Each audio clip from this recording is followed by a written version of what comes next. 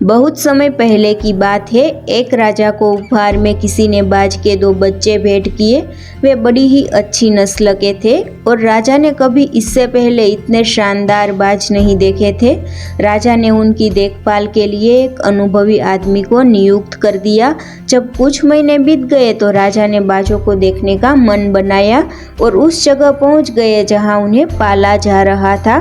राजा ने देखा कि दोनों बाज काफ़ी बड़े हो चुके थे और अब पहले से भी शानदार लग रहे थे। राजा ने बाजों की देखभाल कर रहे आदमी से कहा, मैं इनकी उड़ान देखना चाहता हूँ, तुम इन्हें उड़ने का इशारा करो।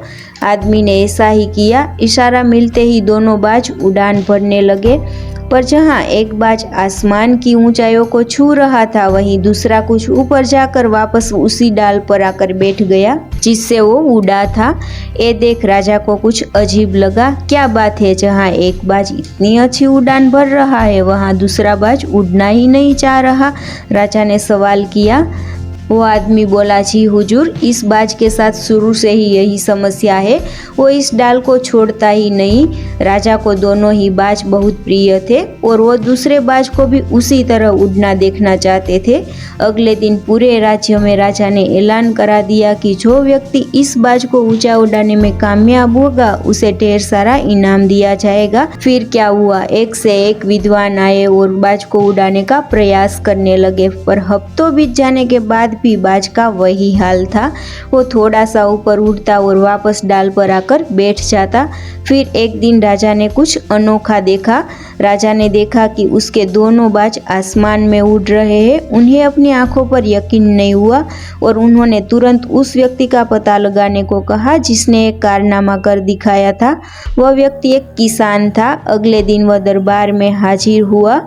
उसे इनाम में स्वर्ण मुद्राएं भेंट दी गई। उसके बाद राजा ने कहा, मैं तुमसे बहुत प्रसन्न हूँ, बस तुम इतना बताओ कि जो काम बड़े बड़े विद्वान नहीं कर पाए वो तुमने कैसे कर दिखाया।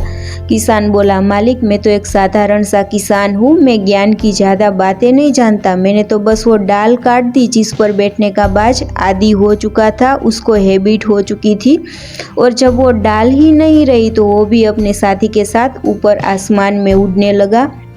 बस यही एक वजह है। दोस्तों, इस कहानी से हमें भी यही सीख मिलती है। हम सभी ऊंचा उड़ने के लिए ही बने हैं, लेकिन कई बार हम जो कर रहे होते हैं उसके इतने आदी हो जाते हैं कि अपनी ऊंची उड़ान भरने की या कुछ बड़ा करने की काबिलियत को ही भूल जाते हैं। यदि हम भी सालों से किसी ऐसे ही काम में लगे हैं जो हमारे सही पोटेंशियल के मुताबिक नहीं है, तो एक बार ज़रूर सोचना चाहिए कि हम सभी को उस डाल को काटने की ज़रूरत तो नहीं जिस पर हम बैठे हुए हैं।